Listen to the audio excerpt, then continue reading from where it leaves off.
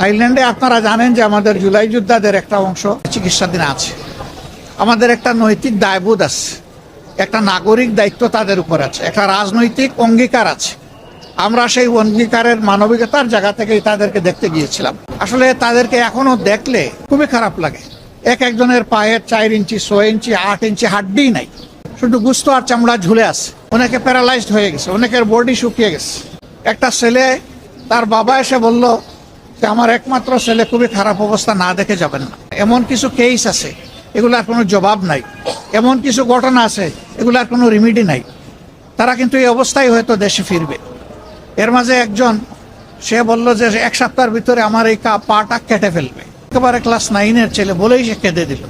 আমরা তাদেরকে শুধু সান্ত্বনা দিতে গিয়েছিলাম, তাদের কষ্ট আমরা ভাগাভাগি করতে গিয়েছিলাম, তাদেরকে এবং তাদের আত্মীয় স্বজনকে আমরা সান্ত্বনা দিতে গিয়েছিলাম। আমরা মনে করি রাষ্ট্রের অনেক দায় আছে। তাদের চিকিৎসা এবং পরবর্তী পর্যায়ে তাদের কাউন্সিলিং এর জন্য সরকারকে উদ্যোগ নিতে হবে, সাইকোথেরাপি দিতে হবে। গোটা পরিবার ট্রমাটাইজড, গোটা পরিবারকেই সাইকোথেরাপি দেওয়া লাগে। অনেকে এখনো ঘুমাইতে পারে না, সারা রাত সারাদিন সজাগ, ছটফট করে বিছনার মধ্যে। আমরা সেই দেশের যারা চিকিৎসা সেবায় নিয়োজিত তাদের সাথে কথা বলেছি, তাদেরকে আমরা খুবই আন্তরিক পেয়েছি। আমরা অনুরোধ করেছি যে তাদের সবটুকু দিয়ে যেন আমাদের এই কষ্টে থাকা লোকগুলোকে তারা সেবা দেন। আমাদের সরকারকে আমরা অনুরোধ করব, তারা এবং আরো যারা বাকি আছে তাদের দায় আমাদেরকে নিতে হবে, সরকারকে নিতে হবে। তাদের সুচিকিৎসা সর্বোচ্চ যেটা সম্ভব এটা নিশ্চিত করতে হবে। 3টা কেস আছে, এটা ব্যাংককে চিকিৎসা হবে না, তাদেরকে অন্য দেশে পাঠাতে হবে, ওখানে ওই চিকিৎসা নাই।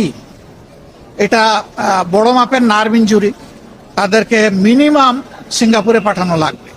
আমরা সরকারের সাথে এই নিয়ে কথা বলবো ইনশাআল্লাহ। আর আমরা যেখানে গিয়েছি 2টা আওয়াজ খুব মজবুত ছিল।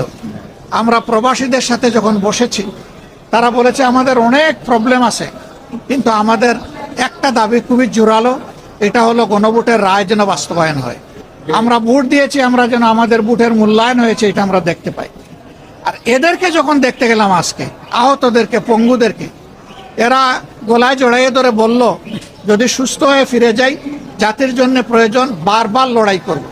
কিন্তু আমাদের গণভোটের রায় আর জুলাই সনদ 2টা যেন অক্ষরে বাস্তবায়ন হয়।